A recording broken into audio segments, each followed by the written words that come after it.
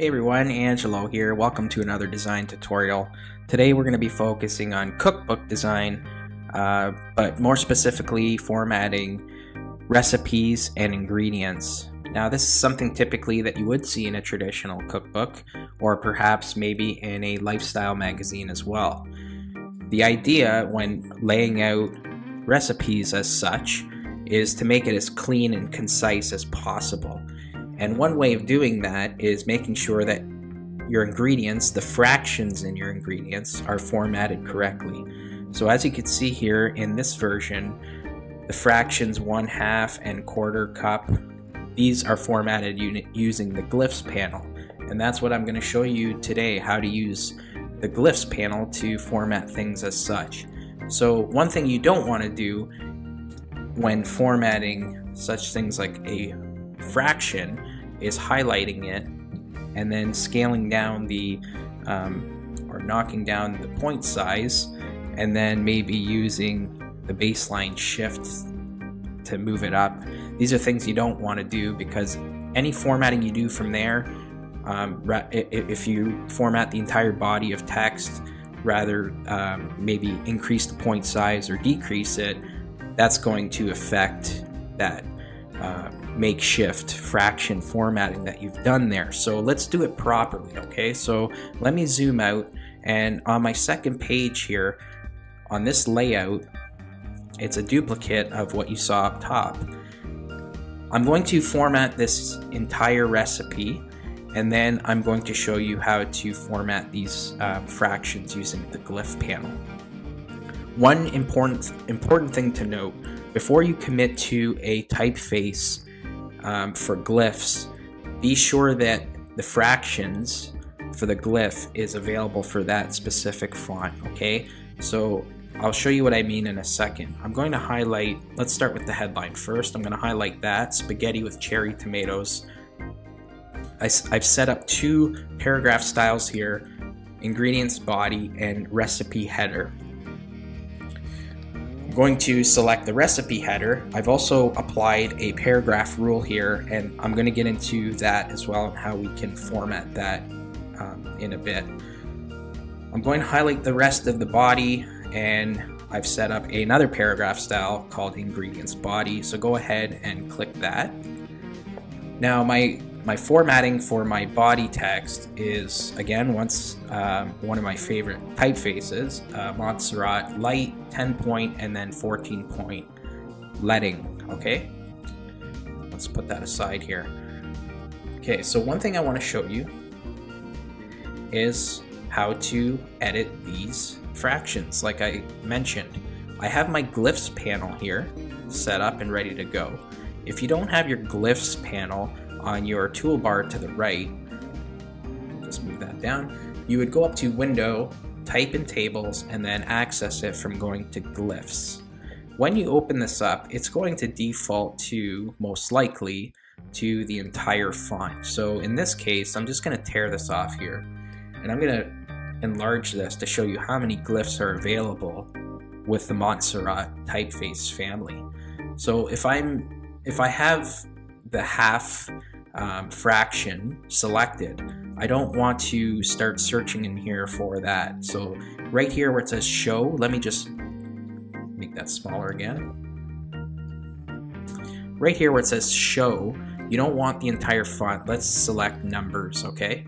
So here are some of the fractions. Again, you can enlarge it to access others, but I see mine that I'm going to need here, okay?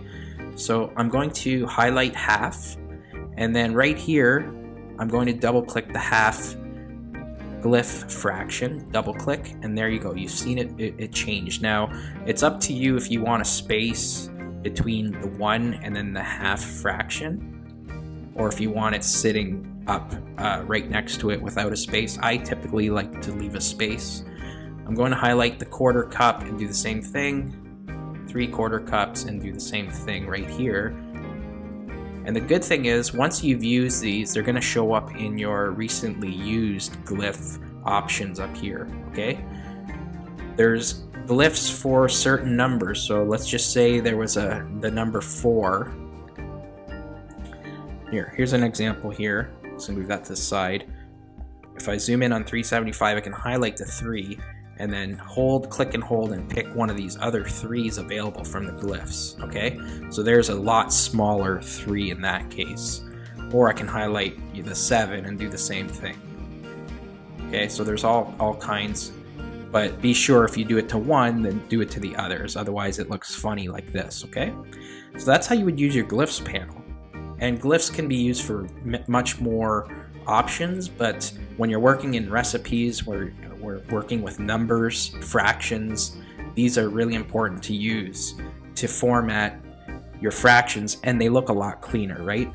So I'm going to put this glyphs right back, and now what I want to show you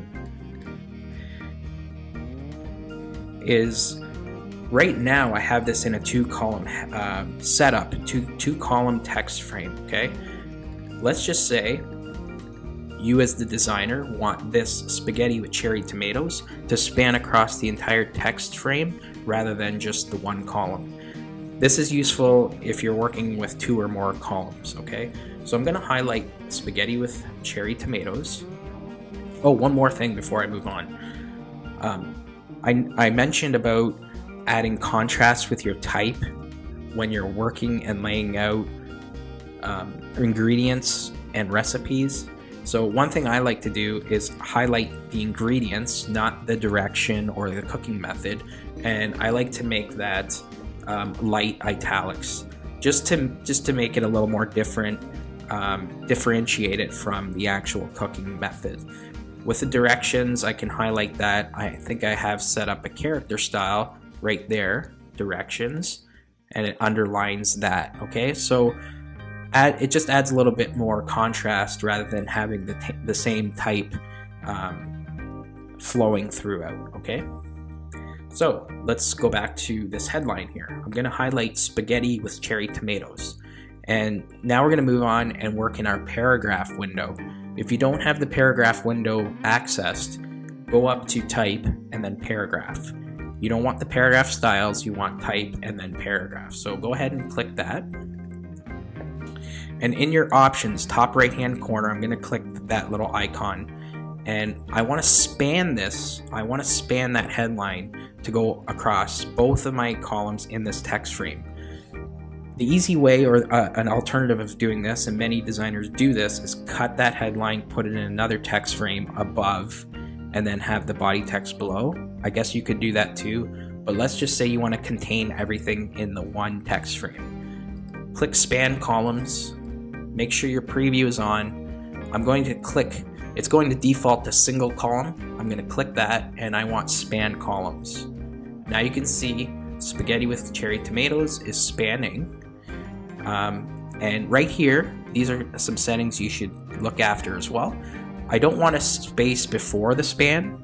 I don't need a space before it, but I do need space after it because you can see my text is sitting, butting too close to my headline. So I'm going to increase that space to something like 0.5. And if you're not happy with that, you can always revisit and then revert back to something else to decrease it. But I'm okay with that, so I'm going to hit OK. And I'm just going to bring this type up. So that is a lot more cleaner, but there's one more thing I'd like to do here. If you remember in my previous tutorial on menu design, I showed you how to set up and apply paragraph rules. In this case, I want this paragraph rule, which is connected to my headline. I want that paragraph rule, which is stopping right now at the text. I want that to go, I want that also to span all the way through to the 2 columns. So I'm going to highlight that. Again, stay in your paragraph window, go back to that options, and work down just a little further, and we want paragraph rules. You can access it that way. What I usually do to access it is the shortcut is Option Command J. And I guess for Windows it would be Alt Control J. I don't want to change any other settings here. I'm happy with everything, 2-point, type, dotted, I do like that. I just want to change the width of my paragraph rule. Right now, like I said, it's stopping with the text. I want to click that and click column, and now it's going right through. Okay, so why am I showing you this? Well, because when you're designing and laying out ingredients, oftentimes they're going to change from one column to two columns. Instead of creating text boxes for headlines, this is an easy way of doing that. And obviously setting up something like a character or paragraph style for these things that I'm showing you makes life a lot easier as well. Okay, so that's how you would focus and design ingredients and recipes.